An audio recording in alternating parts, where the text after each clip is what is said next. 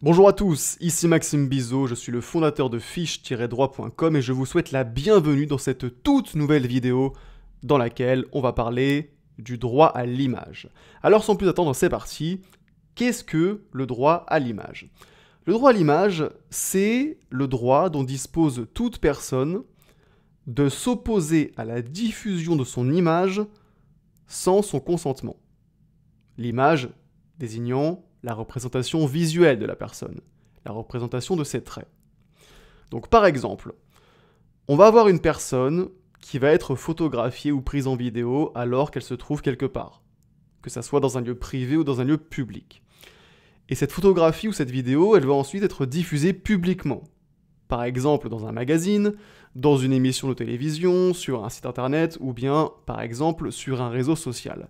Et bien à ce moment-là, la personne dont l'image est diffusée, si elle n'a pas donné son autorisation à la diffusion de son image, eh bien cette personne, elle subit une atteinte à son droit à l'image. Atteinte qui pourra être sanctionnée, on en reparlera dans la suite de cette vidéo. Le principe, c'est donc que chaque personne bénéficie d'un monopole sur son image. Et donc, à ce titre, il faut une autorisation pour diffuser l'image d'une personne. Et sans cette autorisation, il est en principe interdit de diffuser l'image d'une personne. Voilà en quoi consiste le droit à l'image. Maintenant, ce qu'il faut savoir, c'est que la protection qui est conférée par le droit à l'image, elle comporte toutefois des limites. Puisqu'en effet, dans certains cas, la personne dont l'image a été diffusée ne pourra pas opposer son droit à l'image. Première limite, c'est qu'il est possible de diffuser une image captée dans un lieu public à condition que cette image n'isole pas une personne en particulier. Qu'est-ce que ça signifie? Prenons un exemple pour mieux comprendre tout ça. Admettons que vous soyez en cours en amphi et que vous preniez en photo une personne au premier rang de l'amphi. Cette personne, on va l'appeler Marie-Madeleine. Donc, vous êtes en amphi et vous prenez en photo Marie-Madeleine au premier rang de l'amphi. Et ensuite, vous publiez cette photo sur le groupe WhatsApp de la promo. Et bien à ce moment-là, Marie-Madeleine pourra vous opposer son droit à l'image, à condition qu'elle soit clairement identifiable, à condition qu'on reconnaisse ses traits sur la photo.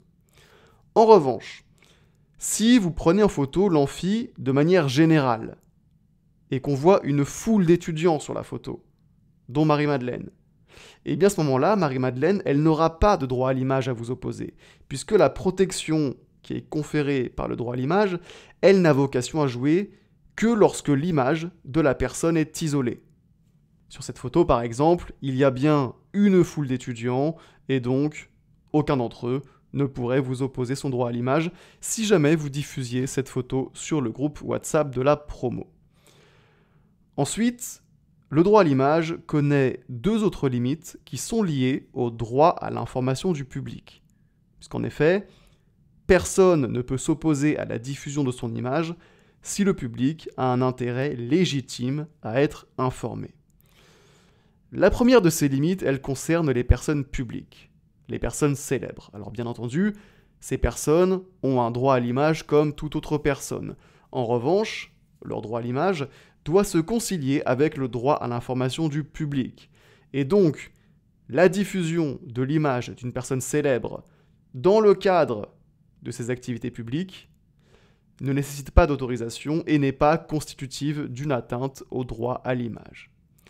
Et puis ensuite, la deuxième de ces limites, elle concerne les événements d'actualité, puisqu'en effet, le fait d'être présent à un événement d'actualité implique d'accepter que son image soit utilisée à des fins d'illustration de l'événement en question. Et donc ainsi, les personnes qui sont présentes à un événement d'actualité doivent tolérer, pendant le temps de l'actualité, que des photographies d'elles-mêmes soient diffusées afin de rendre compte des événements. Par exemple, admettons que vous participiez à une grande manifestation dans les rues de Paris, et bien à ce moment-là, vous acceptez que votre image soit diffusée afin d'illustrer l'événement en question, afin d'illustrer la manifestation. Et donc si jamais votre image est diffusée sur un support quelconque afin de rendre compte de cet événement, afin de rendre compte de la manifestation, eh bien il ne s'agit pas d'une atteinte à votre droit à l'image. Voilà, on va maintenant s'intéresser aux sanctions. Qu'est-ce qui se passe en cas d'atteinte au droit à l'image?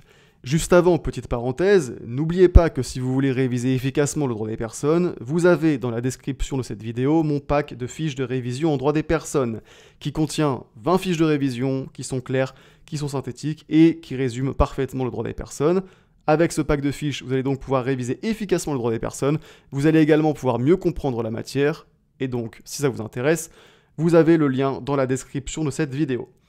On continue donc avec les sanctions en cas d'atteinte au droit à l'image. En cas d'atteinte au droit à l'image, il y a deux types de sanctions qui peuvent être prononcées.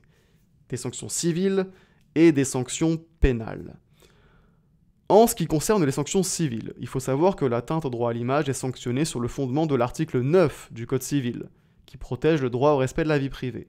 Et donc, les sanctions en cas d'atteinte au droit à l'image sont les mêmes que celles prévues pour l'atteinte au droit au respect de la vie privée. À savoir, on aura d'abord la réparation du préjudice subi, qui se fera par l'allocation de dommages-intérêts à la victime de l'atteinte, et puis également, les juges peuvent prescrire des mesures visant à faire cesser l'atteinte au droit à l'image, comme par exemple la saisie des magazines afin d'empêcher leur distribution, ou bien encore par exemple le retrait de contenu en ligne, etc., etc. Et puis, il faut savoir que lorsque l'image de la personne a été captée dans un lieu privé, eh bien l'auteur de l'atteinte s'expose également, en plus des sanctions civiles, à des sanctions pénales. Puisqu'en effet, on a l'article 226-1 du Code pénal qui énonce qu'est puni d'1 an d'emprisonnement et de 45 000 € d'amende le fait d'utiliser l'image d'une personne se trouvant dans un lieu privé sans son consentement. Voilà, sur ces bonnes paroles, cette vidéo sur le droit à l'image est terminée.